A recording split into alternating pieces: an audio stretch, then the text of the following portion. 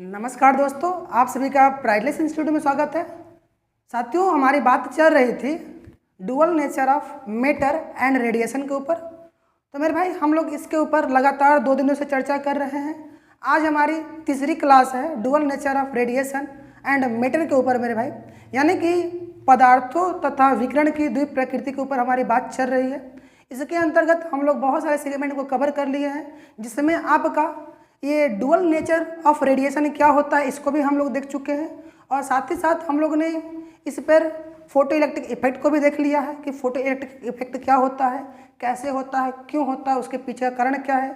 इसके बाद हम लोग ने देखा था क्या चीज़, इसके बाद हम लोग ने हर्ट्ज और लेनार्ड एक्सपेरिमेंट को देखा, जिससे ये पता चल गया कि जो फोटो इलेक्ट्रिक इमिशन होता है वो किन किन बातों पर निर्भर करता है, यानी कि वो कौन सा फैक्टर है जो फोटो इमिशन के ठीक है, जो फोटो इमिशन को इफेक्ट करता है। इन सभी चीज़ों को हम लोग देख लिए हैं। और उसके बाद हम लोग देखे थे फोटो इमिशन लॉज, यानी कि जो हमारा प्रकाश उत्सर्जन होता है, फोटो इमिशन लॉ को हम लोग देखे थे कि प्रकाश उत्सर्जन क्यों होता है, कैसे होता है, उसके पीछे के क्या क्या नियम हैं, उन सभी को देख लिए हैं। तो आज हमारी आगे कहीं ना कहीं उससे आगे होने वाली है मेरे भाई। तो आइए चलते हैं, हम लोग सीधे अपने टॉपिक पर बात करते हैं, बिना समय को गवाए हम लोग सीधे चलते हैं टॉपिक पर। क्योंकि मेरे भाई, ये जो टॉपिक है मैंने आपको बता रखा कि टॉपिक आपके एग्जाम की दृष्टि से बहुत ही इंपॉर्टेंट हो जाता है। और यहाँ इस टॉपिक से, यानी कि ये जो हमारा चल रहा है फोटो इलेक्ट्रिक इफेक्ट, या तो ये बोल सकते हैं dual nature of matter and radiation, यहाँ से हर साल 2 से 3 क्वेश्चन आपके एग्जाम में आए हुए हैं, और मैं भी संभावना है कि आगामी एग्जाम में भी यहाँ से आने की संपूर्ण उम्मीद जताई जा रही है। तो इसीलिए हम इस टॉपिक पे चर्चा कर रहे हैं डिटेल से, ताकि आपके एग्जाम में यहाँ से आने वाला एक भी क्वेश्चन छूट ना पाए। तो आइए देखते हैं, हम लोग एक बार रिकैप कर लेते हैं कि हम लोग क्या क्या चीज़ें डिस्कस कर चुके हैं। तो मेरे भाई, यहाँ पर हम लोग ने बहुत सारी चीज़ें पढ़ लिया है, जिसमें से हम लोग पहले बात किए थे dual nature of radiation and photo electric effect, यानी कि डुअल नेचर क्या है, उसका क्या मीनिंग होता है, और साथ ही साथ फोटो इलेक्ट्रिक इफेक्ट क्या है, इस ठीक ना, इसमें क्या क्या चीज़ें होता है, इन सभी चीज़ों को हम लोग यहाँ देख चुके हैं मेरे भाई। और इसके बाद हम लोग आगे बढ़े थे, ये सभी चीज़ें हम लोग देख चुके हैं। तो सीधे हमारी चर्चा आज होने वाली एक नए टॉपिक पर मेरे भाई। उस टॉपिक का नाम है, आप देख सकते हैं कि हम आज क्या पढ़ने वाले हैं। तो आज हम पढ़ेंगे आइंस्टीन, ठीक है ना, आज हम बात करेंगे Einstein photo electric equation, Einstein photo electric emission आज का हमारा ये टॉपिक है मेरे भाई। ये बहुत ही इंपॉर्टेंट टॉपिक है, ये हर बार पूछा गया, यही टॉपिक ही पूछा गया है, ठीक है ना। आइंस्टीन के फोटो इमिशन समीकरण को समझाइए, बताइए, उसका निगमन कीजिए। ये टॉपिक ही पूछा गया है कि आइंस्टीन का प्रकाश समीकरण क्या है, उसकी व्याख्या कीजिए, उसकी विवेचना कीजिए। तो आपको इस पूरे के पूरे इक्वेशन को समझाना पड़ेगा कि आइंस्टीन ने अपना इक्वेशन किसके ऊपर एक्सप्लेन किया था। तो आइए चलते हैं, हम लोग बात कर रहे हैं, इसी के ऊपर आज हमारी चर्चा होने वाली है। तो सबसे पहले हम बात कर लें कि हम जो पढ़ रहे हैं वो कहीं ना कहीं हमारी बातें चल रही है डुअल नेचर ऑफ रेडिएशन के ऊपर, ठीक ना। डुअल नेचर ऑफ रेडिएशन में हमारी बातें चल रही थी फोटो इलेक्ट्रिक इफेक्ट पर। तो फोटो इलेक्ट्रिक इफेक्ट पर ही आइंस्टीन ने अपना समीकरण दिया हुआ है, और इन्होंने क्या बताया है इसी पर आज हमारी चर्चा होगी। तो ये बात चल रही है सन 1905 ईस्वी की मेरे भाई। सन 1905 में आइंस्टीन ने फोटो इलेक्ट्रिक इफेक्ट को समझाने के लिए एक सिद्धांत का प्रयोग किया था, जिसका नाम है क्वांटम सिद्धांत, ठीक है मेरे भाई। इन्होंने क्वांटम थ्योरी के हेल्प से फोटो इलेक्ट्रिक इफेक्ट को समझाने का प्रयास किया था। इन्होंने इस क्वांटम सिद्धांत में बताया था कि जो प्रकाश होता है वो छोटे छोटे बंडलों के रूप में चलता है। प्रकाश छोटे छोटे डिस्क्रीट, यानी कि विविक्त बंडलों के रूप में चलता है, और उन्होंने एक बंडल का नाम दिया था फोटॉन। यानी कि इनका कहना था कि जो प्रकाश है वो फोटॉन्स के फॉर्म में चलते हैं, और एक फोटॉन की अपनी पर्टिकुलर एनर्जी होती है, और उसकी जो एनर्जी होती है, एक फोटॉन की एनर्जी, वो h म्यू के बराबर होती है। इन्होंने इतनी बातें बताया कि जो प्रकाश है वो फोटॉन के रूप में चलती है, और हर फोटॉन की एनर्जी फिक्स होती है, जिसकी वैल्यू h म्यू होता है, जहां h प्लांक नियतांक है और जो म्यू है प्रकाश की आवृत्ति होती है। तो इन्होंने बताया कि जब ये फोटॉन्स, अर्थात ये प्रकाश किसी धातु की प्लेट पर गिरती हैं, किसी धातु की प्लेट पर गिरती हैं, तो एक फोटॉन उस धातु के सतह पर उपस्थित सभी इलेक्ट्रॉनों में से किसी एक इलेक्ट्रॉन को अपनी पूरी एनर्जी ट्रांसफर कर देता है, और अपना खुद का अस्तित्व समाप्त कर लेता है। ठीक है मेरे भाई। तो अब ये जो पूरा का पूरा फोटॉन अपनी पूरी एनर्जी, एक फोटॉन अपनी पूरी एनर्जी केवल और केवल एक इलेक्ट्रॉन को देता है। अब ये इलेक्ट्रॉन इसकी एक फोटॉन की एनर्जी को लेकर क्या करता है, वो धातु को प्लेट से पहले बाहर आता है सरफेस पर। तो यानी कि कुछ एनर्जी इन्होंने इलेक्ट्रॉनों ने सरफेस पर आने में खर्च कर दिया था। तो मेरे भाई मैंने आपको पिछले वाले वीडियो में बताया था कि वह एनर्जी जो इलेक्ट्रॉन सरफेस तक आने में खर्च करता है उसको क्या कहते हैं, वर्क फंक्शन कहते हैं। उस धातु की प्लेट के लिए उस इलेक्ट्रॉन का क्या वो वर्क फलन है या फिर वर्क फंक्शन है, जिसको बोलते हैं हम लोग कार्यफलन। यानी कि उस एनर्जी का एच म्यू का कुछ हिस्सा कार्यफलन में खत्म हो जाता है, बाकी जो शेष बच जाता है वो एनर्जी इस इलेक्ट्रॉनों को गतिज ऊर्जा प्रदान करने में प्रयोग की जाती है, जिससे वो इलेक्ट्रॉन गति करते हुए उस धातु की सरफेस से बाहर निकलते हैं।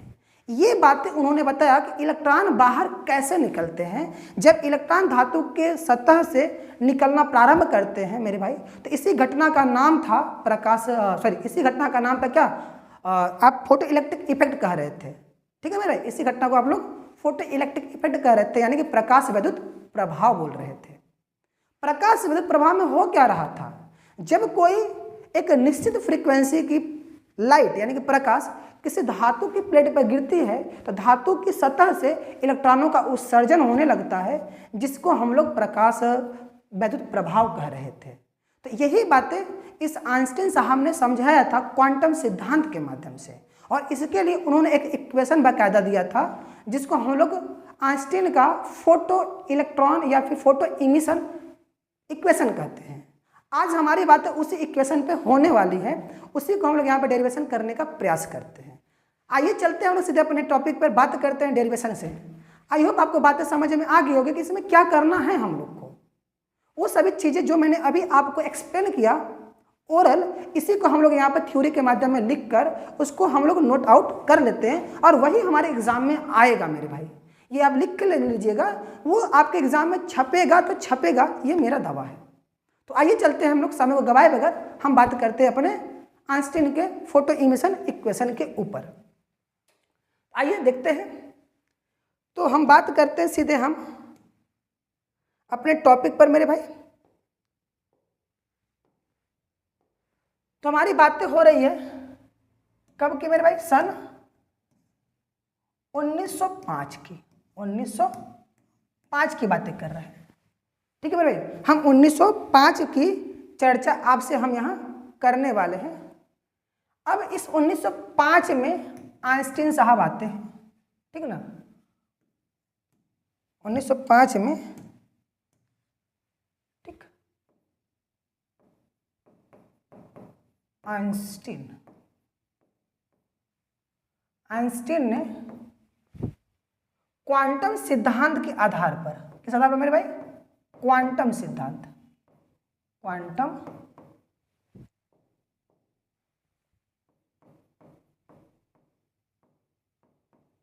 सिद्धांत के आधार पर प्रकाश विद्युत उत्सर्जन, प्रकाश वैद्युत उत्सर्जन, वैद्युत उत्सर्जन जिसे हम लोग बोलते हैं प्रकाश विद्युत प्रभाव, प्रकाश वैद्युत प्रभाव, प्रकाश विद्युत प्रभाव की व्याख्या किया, या फिर की व्याख्या करने के लिए,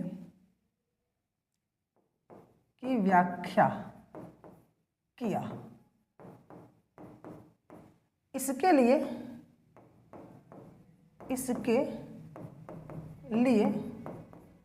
इन्होंने एक समीकरण का प्रतिपादन किया, एक समीकरण का प्रतिपादन किया,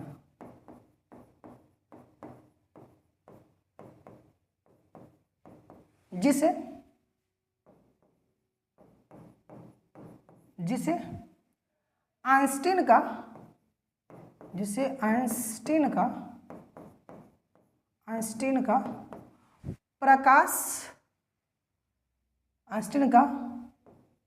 प्रकाश वैद्युत उत्सर्जन समीकरण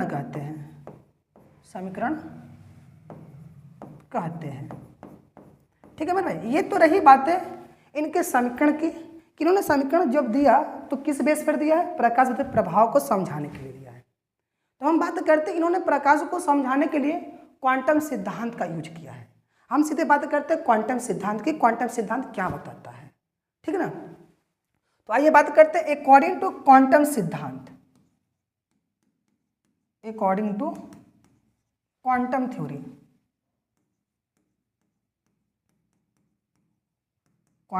थ्योरी, ठीक है मेरे भाई, अकॉर्डिंग टू क्वांटम थ्योरी यानी कि क्वांटम सिद्धांत के अनुसार, क्वांटम सिद्धांत के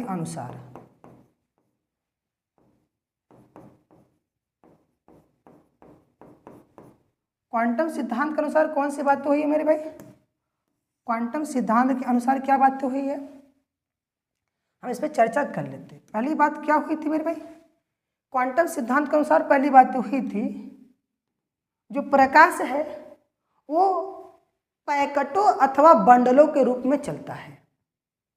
प्रकाश किस रूप में चलता है मेरे भाई, पैकेट या बंडल के रूप में चलता है। ये जो पैकेट और बंडल होते हैं ये कंटिन्यू ना होकर वो डिस्क्रीट होते हैं, मतलब कि विविधतर होते हैं, यानी कि कुछ अलग अलग होते हैं। ठीक है, तो इन्होंने पहली बात तो यही बताया कि जो प्रकाश है, प्रकाश ऊर्जा के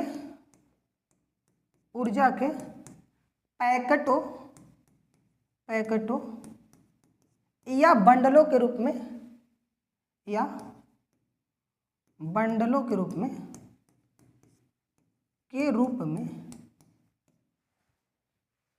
चलता है, बंडलों के रूप में चलता है।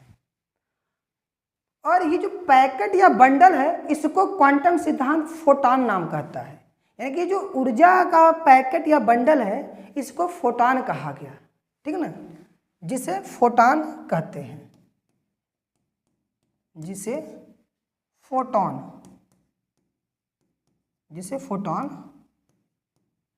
कहते हैं। इसका मतलब ये है कि जो प्रकाश है वो फोटॉन के रूप में चलती है, ठीक है मेरे भाई। इसका मतलब ये है कि जो आपका प्रकाश है वो फोटॉन के रूप में चलती है, इसका मतलब ये है। तो आप कह सकते हैं कि अतः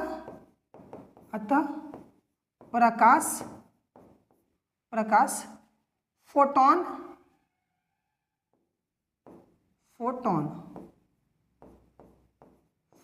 के रूप में चलती है,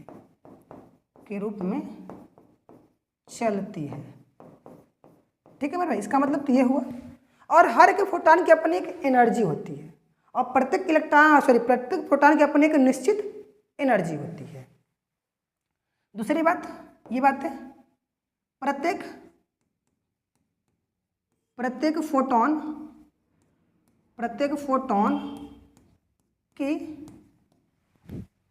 एक निश्चित एनर्जी होती है, एक निश्चित ऊर्जा यानी एनर्जी, ठीक है मेरे भाई।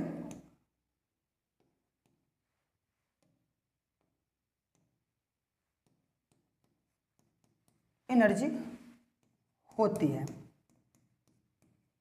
अब बात ये होता है कि सर ये एनर्जी कितनी होती है, ये एनर्जी कितनी होती है, तो मेरे भाई उस एनर्जी पे भी हम चर्चा कर लेते हैं। प्रत्येक फोटॉन की जो एनर्जी होती है, थर्ड पॉइंट, प्रत्येक फोटॉन की ऊर्जा,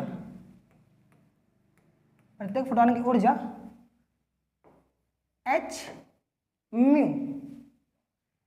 म्यू के बराबर होती है,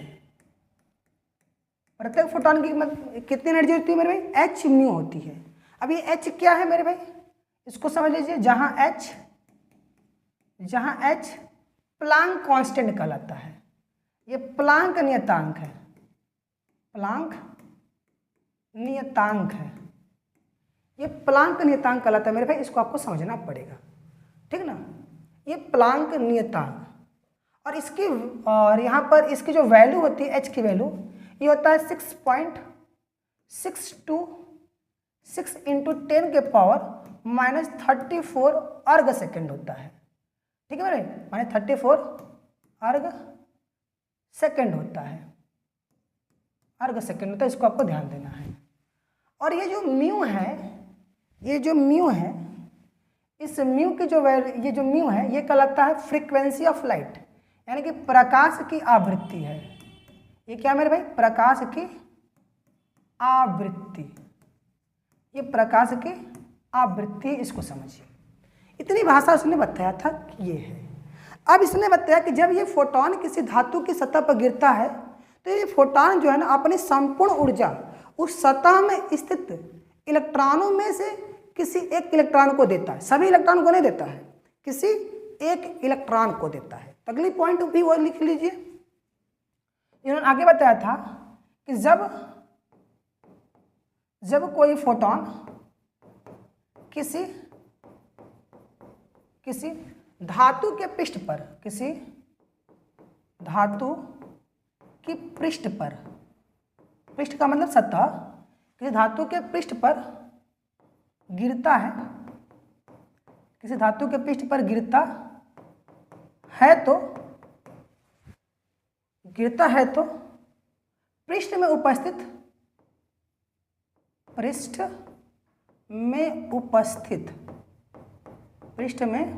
उपस्थित इलेक्ट्रॉनों में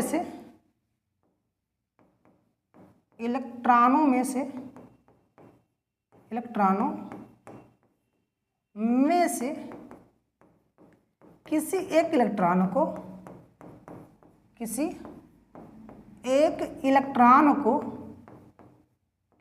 इलेक्ट्रॉन को अपनी संपूर्ण ऊर्जा दे देता है, अपनी संपूर्ण ऊर्जा। इसकी संपूर्ण ऊर्जा कितनी होती है मेरे भाई? एच म्यू, अपनी संपूर्ण ऊर्जा दे देता है, ठीक है मेरे भाई। आपको इतनी बातें समझ में आ गई। जब ये इलेक्ट्रॉन इसकी संपूर्ण ऊर्जा ले लेता है तब वो इलेक्ट्रॉन क्या करेगा? उस धातु की प्लेट से बाहर निकलेगा। कहाँ आएगा? सरफेस पर। तो जब वो धातु की प्लेट के अंदर से यानी कि भीतर से जब वो बाहर आएगा तो उसने कुछ अपनी एनर्जी को खर्च किया होगा। तो मैंने आपको बता रखा था कि यानी कि इन्होंने उस प्लेट के भीतर से बाहर आने में जो ऊर्जा खर्च किया है उसको हम लोग क्या कहेंगे? कार्य फलन कहते हैं मेरे भाई। यानी कि ये जो इलेक्ट्रॉन है धातु के भीतर से सतह तक आने में कार्य फलन के रूप में कुछ ऊर्जा का क्या करेगा? व्यय कर देगा। तो अगली बात आप ये भी लिख लीजिए, 5वां पॉइंट। तो जब ये उसको ऊर्जा मिल गया तो यहाँ पे बात करते हैं प्रत्येक इलेक्ट्रॉन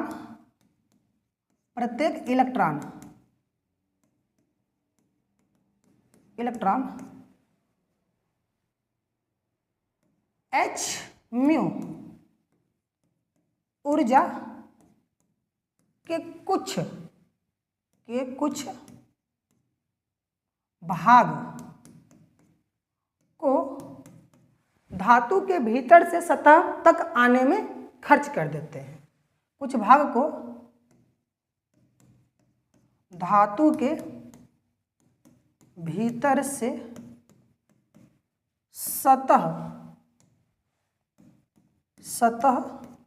तक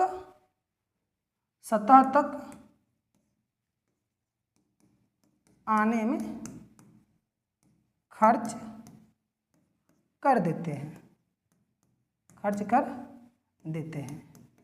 जिसे धातु का क्या बोलते हैं? कार्यफलन बोलते हैं। ठीक, यहाँ पे लिख लीजिएगा, जिसे धातु का कार्यफलन, वर्ग फंक्शन कार्यफलन कहा जाता है, कार्यफलन कहा जाता है। ठीक है मेरे भाई, इस बात को आप ध्यान दीजिएगा, जिससे धातु का कार्यफलन कहा जाता है। अब बाकी जो शेष रह गई उसकी ऊर्जा, एच म्यू का जो बचा हुआ शेष ऊर्जा है वो उसको गतिज ऊर्जा प्रदान करने में खर्च हो जाता है। तो छठवां पॉइंट ये भी लिख लीजिएगा, शेष ऊर्जा, शेष ऊर्जा इलेक्ट्रॉनों को गतिज ऊर्जा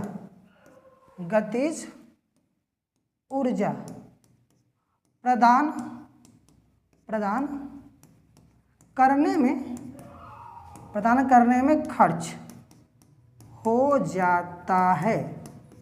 खर्च हो जाता है, ठीक ना। इतने 6 पॉइंट इन्होंने अपने इस थ्योरी में समझाने का प्रयास किया था। यानी कि जो उसको एनर्जी मिलता है फोटोन के द्वारा, उसका कुछ हिस्सा कार्यफलन में समाप्त हो जाता है, तो बाकी जो रह जाता है शेष ऊर्जा वो उसको गतिज ऊर्जा के रूप में मिल जाता है। अब इन्हीं सभी थ्योरी के हेल्प से हम लोग यहाँ पर इसके समीकरण का डेरिवेशन करने वाले हैं।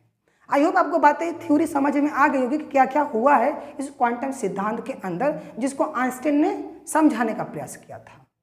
तो अब इन्हीं थ्योरी के हेल्प से हमें इसके समीकरण का डेरिवेशन करना है। आइए चलते हैं हम लोग सीधे अपने बात करते हैं समीकरण के डेरिवेशन के ऊपर। हम ये मान लेते हैं कि किसी एक इलेक्ट्रॉन को फोटोन के द्वारा दी गई एनर्जी एच म्यू है और उसके द्वारा कार्यफलन के रूप में खर्च की गई ऊर्जा W है, ये मान लेते हैं। बाकी जो बच गई है वो उसके काइनेटिक एनर्जी के रूप में समाप्त हो जाती है। तो इन सभी चीज़ों को लेकर हम आगे बढ़ते हैं, ठीक। तो आइए हम लोग चलते हैं अपने नेक्स्ट पेज पर।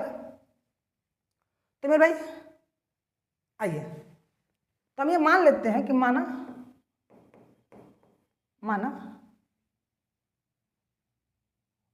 उत्सर्जित, एक मिनट, माना पृष्ठ से उत्सर्जित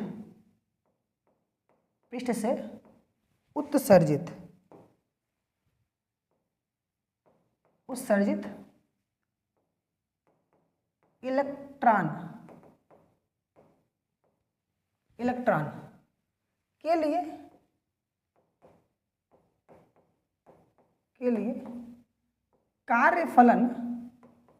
कार्यफलन W है, ये मान लेते हैं, तथा इसकी गतिज ऊर्जा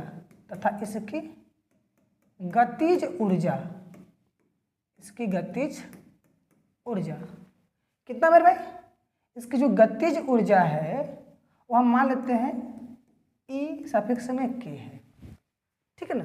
इसकी गतिज ऊर्जा E सफिक्स में K है, तथा हो गया एवं। तो अब यहां से क्या बातें चलेगा, इसलिए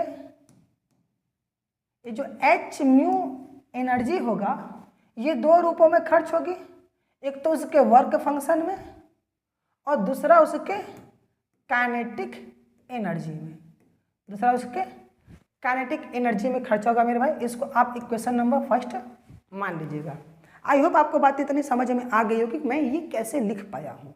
मैंने बताया था कि एक इलेक्ट्रॉन को एच म्यू एनर्जी मिलेगा तो उस एनर्जी का कुछ भाग वो वर्क फंक्शन में खर्च करेगा, तो कुछ भाग उसको काइनेटिक एनर्जी के रूप में मिलेगा। इन दोनों को ऐड करेंगे तो मेरे भाई एच म्यू मिल जाएगा। ये बातें आई होप आपको समझ में आ गया होगा।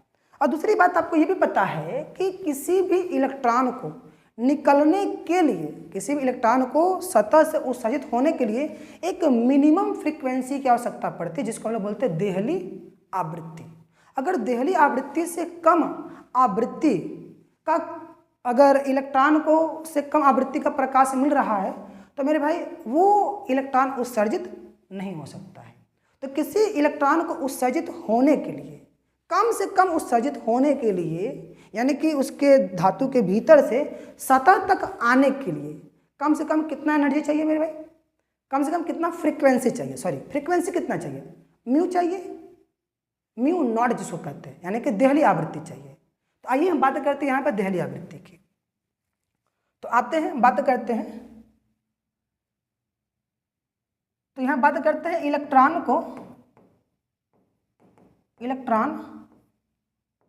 को धातु के भीतर से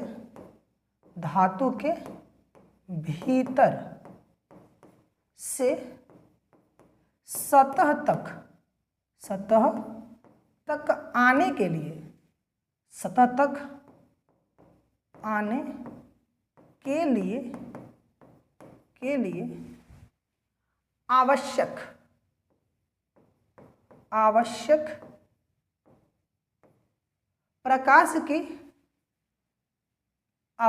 आवश्यक प्रकाश की आवृत्ति या न्यूनतम आवृत्ति, प्रकाश की न्यूनतम आवृत्ति लिखिए, ज़्यादा सही रहेगा मेरे भाई। न्यूनतम आवृत्ति लिखिए, प्रकाश की न्यूनतम आवृत्ति जिसको हम लोग क्या कहते हैं मेरे भाई, देहली आवृत्ति, थ्रेशोल्ड फ्रीक्वेंसी, देहली आवृत्ति।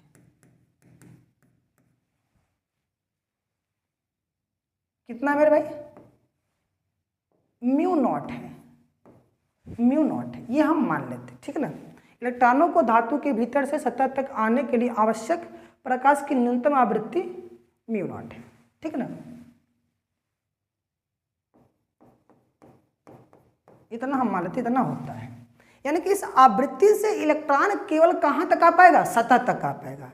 इसका मतलब यहाँ जो एनर्जी होगा वो उसके वर्क फंक्शन के बराबर होगा।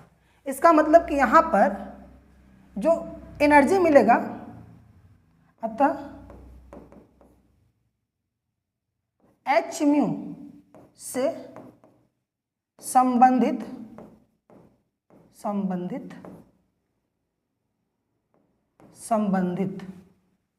ऊर्जा या फोटॉन लिख लीजिए, संबंधित फोटॉन की ऊर्जा कितना होगा मेरे भाई, फोटॉन की ऊर्जा कितना होगा, एच म्यू नॉट हो जाएगा। और ये एच म्यू नॉट केवल और केवल इलेक्ट्रॉनों को भीतर से सतह तक आने के लिए पर्याप्त होता है। इसका मतलब कि ये जो ऊर्जा है इसके वर्क फंक्शन के बराबर होगा।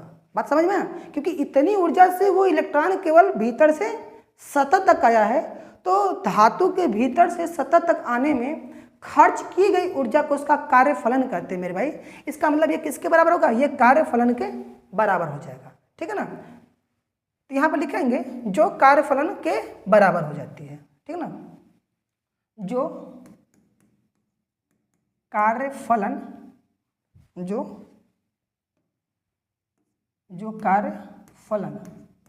W के बराबर होता है,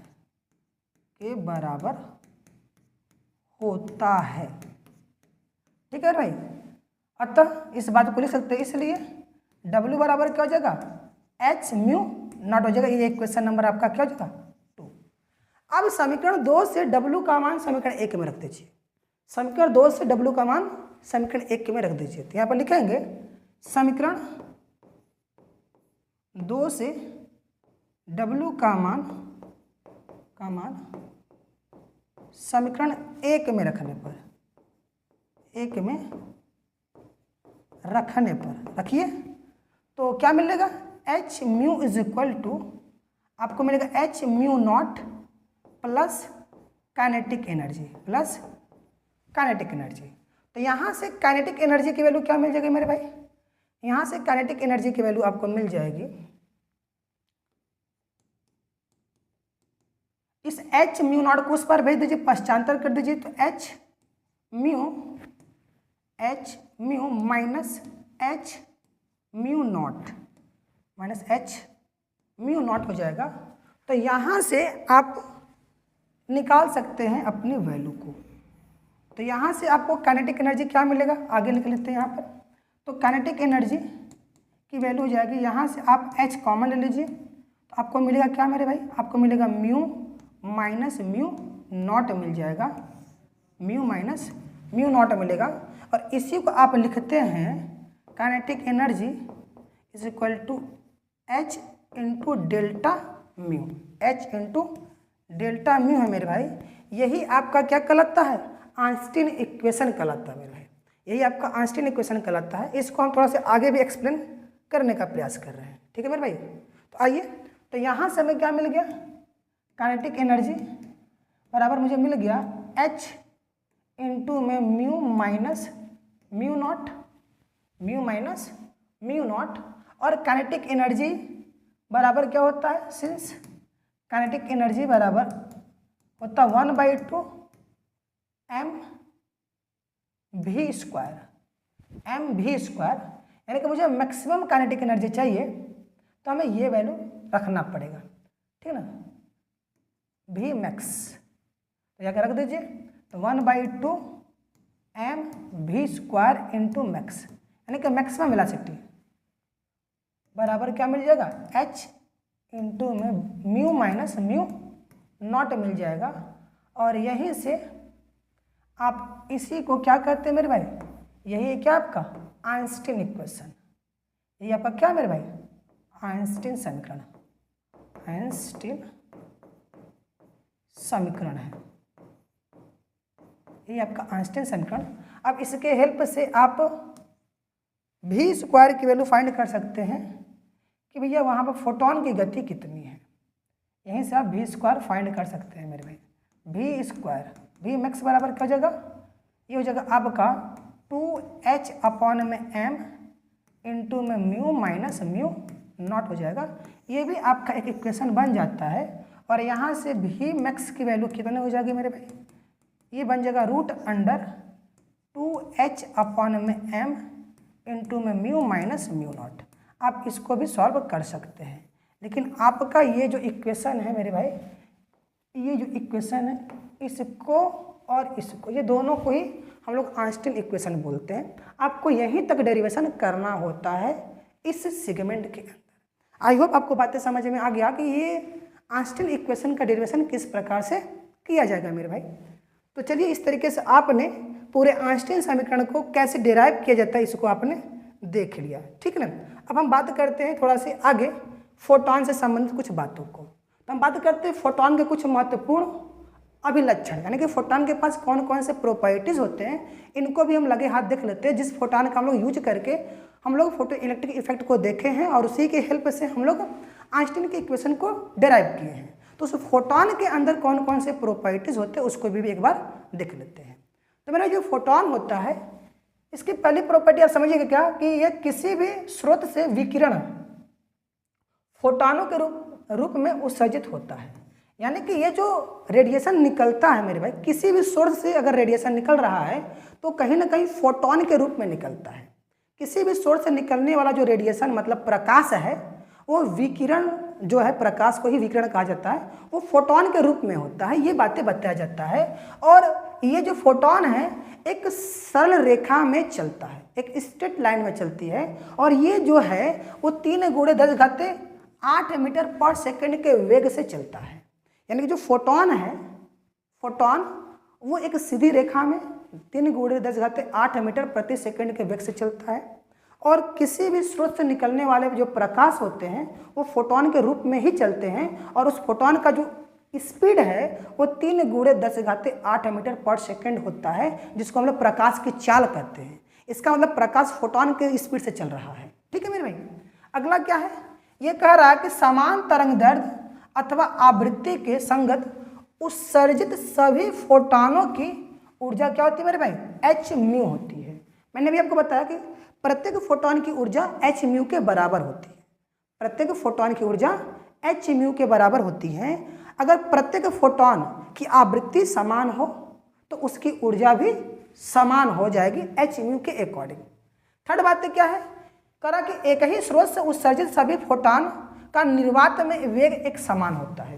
यानी कि अगर कोई भी फोटोन एक ही स्रोत से निकल रहा है, फोटोन अगर एक ही स्रोत से निकल रहा है तो उन तमाम फोटोन की जो गति होती है वो एक समान होती है। अगर वो निर्वात में चल रही हैं तो निर्वात में उसका चाल होता है 3 × 10⁸ मीटर पर सेकंड। ये फोटोन की चाल निर्वात में है, ये बताया जा रहा है। और एक ही स्रोत से निकलने वाले सभी फोटोन की ऊर्जा एक समान होती है। ठीक, आइए आगे बात करते हैं। करा कि जब कोई फोटोन एक माध्यम से दूसरे माध्यम में गमन करता है तो उसकी आवृत्ति नियत रहती है, यानी कि उसकी आवृत्ति चेंज नहीं होती है। अगर कोई फोटोन एक मीडियम से दूसरे मीडियम में ट्रेवल करता है तो उसकी फ्रीक्वेंसी चेंज नहीं होती। ये है हमारे फोटोन की प्रॉपर्टी। अगला कह रहा कि परंतु भिन्न भिन्न माध्यम में इसकी तरंग दैर्ध्य क्या हो जाती है, भिन्न भिन्न हो जाती है। यानी कि इसकी जो तीव्रता है यानी कि इंटेंसिटी है वो चेंज हो जाती है, लेकिन फ्रीक्वेंसी चेंज नहीं होती है अलग अलग माध्यम के लिए। ठीक, अगला कह रहा कि ये हम कह सकते हैं कि अतः भिन्न भिन्न माध्यम में इसका जो वेग होता है वो परिवर्तित होता रहता है। यानी कि जो फोटोन है अलग अलग माध्यम में जाने पर इसका क्या होता है, स्पीड या वेलोसिटी चेंज हो जाता है। जैसा कि आपको पता है जब प्रकाश एक माध्यम से दूसरे माध्यम में जाता है तो उसका जो वेग होता है वो चेंज हो जाता है। ठीक, तो ऐसे ही फोटोन का, क्योंकि जो प्रकाश है वो फोटोन के फॉर्म में चलता है। जब फोटोन का स्पीड चेंज हो रहा है इसका मतलब कि प्रकाश का भी स्पीड चेंज हो जाएगा। अब जब ये एक माध्यम से दूसरे माध्यम में प्रवेश करता है तब अब बात ये होता है कि ये जो गति है ये परिवर्तित क्यों होती है, क्योंकि एक माध्यम से दूसरे माध्यम में जाने पर प्रकाश की तीव्रता परिवर्तित हो जाती है जबकि उसकी आवृत्ति परिवर्तित नहीं होती। ये बातें आपको ध्यान देना है। जब प्रकाश एक माध्यम से दूसरे माध्यम में प्रवेश करता है तो उसकी तीव्रता बदलती है, ना कि उसकी आवृत्ति बदलती है। ठीक, क्लियर। आइए चलते अपने नेक्स्ट पॉइंट पर, देखते हैं नेक्स्ट पॉइंट क्या कह रहा कि फोटोन का जो विराम द्रव्यमान है यानी कि रेस्ट मास, फोटोन का जो रेस्ट मास होता है मेरे भाई वो 0 होता है। यानी कि फोटोन का अपना कोई मास नहीं होता है, फोटोन का कोई अपना मास नहीं होता। इस चीज को आपको ध्यान देना पड़ेगा। अगला है कि फोटोन का जो द्रव्यमान होता है उसकी गति के कारण होती है। यानी कि अगर कोई फोटोन रुका हुआ है तो उसके पास अपना कोई द्रव्यमान नहीं होता है। अगर रुका हुआ फोटोन है उसके पास अपना खुद का कोई द्रव्यमान नहीं होता, लेकिन ये गतिशील है तो इसके पास कुछ ना कुछ द्रव्यमान आ जाता है। वो द्रव्यमान जो होता है वो गति के कारण होता है। ठीक है मेरे भाई, वो जो द्रव्यमान आता है वो गति के कारण आता है। तो यही कह रहा है कि फोटोन का जो द्रव्यमान है उसकी गति के कारण होता है। ठीक है, हम ये मान ले कि म्यू आवृत्ति का कोई फोटोन प्रकाश की चाल c से चल रहा है यानी गतिमान है, तब उसकी जो गतिज द्रव्यमान होगी m जो होगी वो h μ/c² होगी। h μ/c² होती है, ये फोटोन का द्रव्यमान होता है। यानी कि जो फोटोन का द्रव्यमान होता है मेरे भाई, फोटोन का द्रव्यमान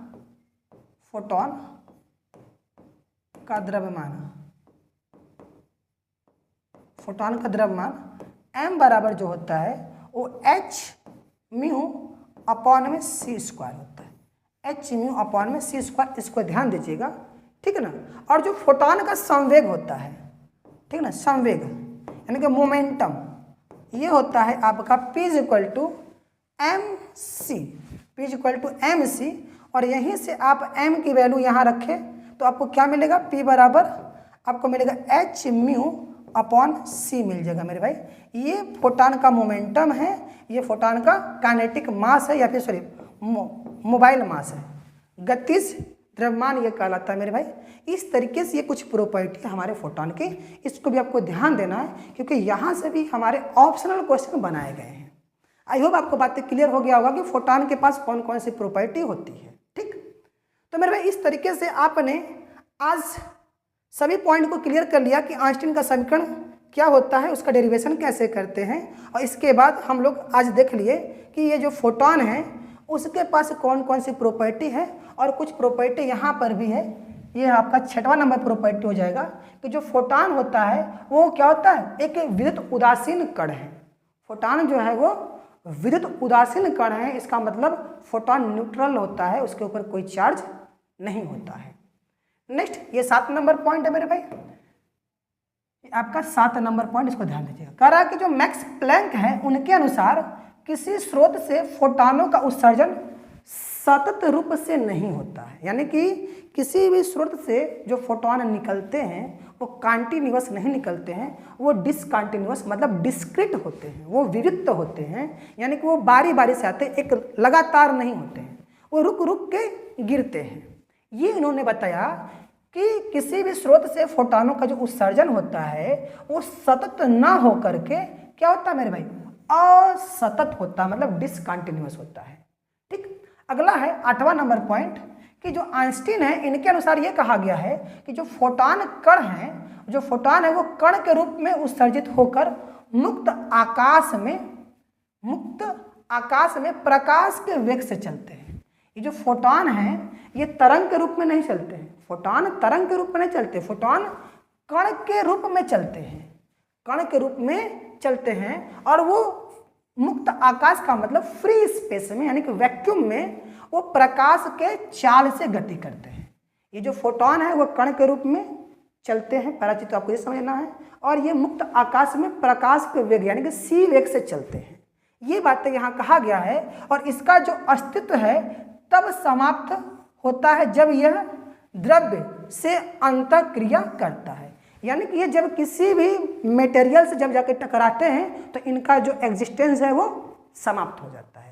इस 8वें पॉइंट से आपको इन्फॉर्मेशन मिल गया कि जो फोटोन है वो तरंग के रूप में नहीं चलता जबकि वो कण के रूप में चलता है, क्योंकि ये जो फोटो इलेक्ट्रिक इफेक्ट है वो प्रकाश के कण प्रकृति को प्रदर्शित करता है, और इसी के कारण ये बाद में कहा गया था जो प्रकाश है उसके पास डुअल नेचर होता है, वो कण के रूप में भी चलता है और तरंग के रूप में चलता है। जो बातें यहाँ पर आइंस्टीन ने समझाने का प्रयास किया है अपने 8वें पॉइंट में, जो कि आपके फोटोन की प्रॉपर्टी को शो करता है। इस प्रकार से मेरे भाई आपने आज के सभी सेगमेंट को क्लियर किया। आज के लिए केवल इतना ही था आज के सेशन में मेरे भाई। अगर आपको मेरा ये टॉपिक, ये सेगमेंट समझाना पढ़ाना जरा भी बेनिफिशियल है तो मेरे भाई आप सभी लोग इस मेरे वीडियो को लाइक कीजिए और बाकी अपने तमाम मित्रों में शेयर कीजिए, ताकि वो भी इसके बारे में अपना गहन अध्ययन कर पाएँ और एग्ज़ाम के अंदर अच्छे नंबर ला पाएँ। अगर आप मेरे इस चैनल पर नए हैं मेरे भाई तो प्लीज़ आप सभी लोग इसको सब्सक्राइब कीजिए। बाकी थैंक यू, धन्यवाद। मिलते हैं अपने नेक्स्ट वीडियो में। जय हिंद, जय भारत।